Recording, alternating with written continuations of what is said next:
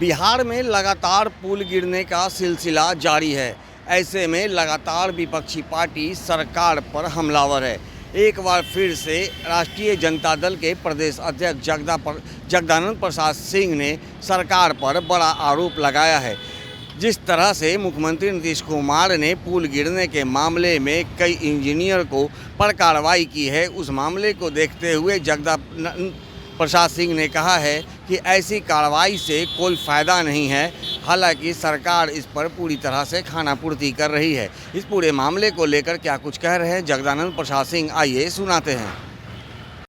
अच्छा, एक बात मैं अभी कह रहा हूँ, कौन विभाग में था, नहीं विभाग में था, ये बहस का विषय नहीं है।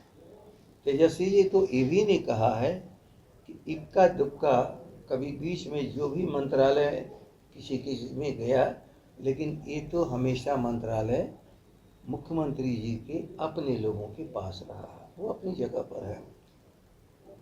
लेकिन क्या इस फेंका फेंकी से जनता का काम हो जाएगा क्या? इसलिए मैं कहता हूँ, हर विषय को राजनीतिक विषय नहीं बना देना चाहिए।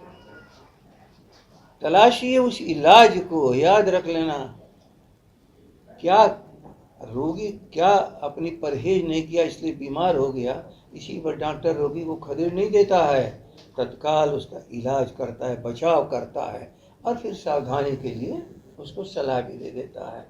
इसलिए मैं तो कहूँगा कि इसको राजनीतिक विषय न बनाया जाए। कृपया करके सभी लोग सोचें कि आखिर ये सुल्तानी आपदा क्यों है।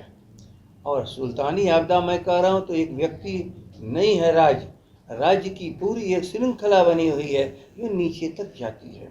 तो उसमें कहाँ कहाँ फेल्योर हुआ है, हमारे सिस्टम कहाँ फेल हुए हैं, उस सिस्टम को दुरुस्त करने की ज़रूरत है। ऐसे समय पर आदमी सीख लेकर के भविष्य से भी लोगों को, आज आवागमन रुक गया तो आप क्या समझ रहे हो? आवागमन रुक जाने का मतलब एक एक व्यक्ति को 10 रुपये 20 रुपये अलग से खर्च करना पड़ेगा, तब जाके किसी रास्ते से फिर अपने डेस्टिनेशन पर जहाँ जाना चाहता पहुँचेगा।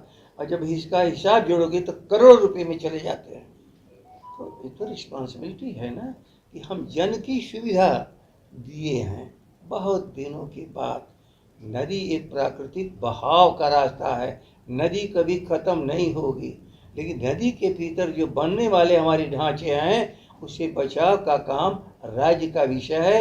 इसलिए ये फेंका फेंकी का सवाल नहीं है। जनता की समस्याएं पैदा हुई है, उसको हल करिए।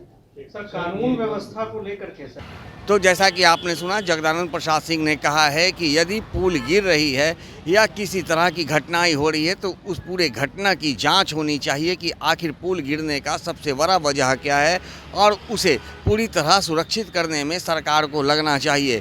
सिर्फ कार्रवाई कर किसी को निलंबित कर देना या किसी को नौकरी से बर्खास्त कर देने से ये काम नहीं रुक सकता है। हालांकि आज जिस तरह से लगातार बिहार में पुल गिर रहे हैं उस पर सत्ता व विपक्ष आमने सामने हैं और आरोप प्रत्यारोप का दौर जारी है। लेकिन जगदानंद प्रसाद सिंह के द्वारा जिस तरह से सरकार को ये नसीहत दी गई है तो निश्चित रूप से अब देखना होगा कि सरकार उनकी नसीहत पर कितना अमल कर पाती है।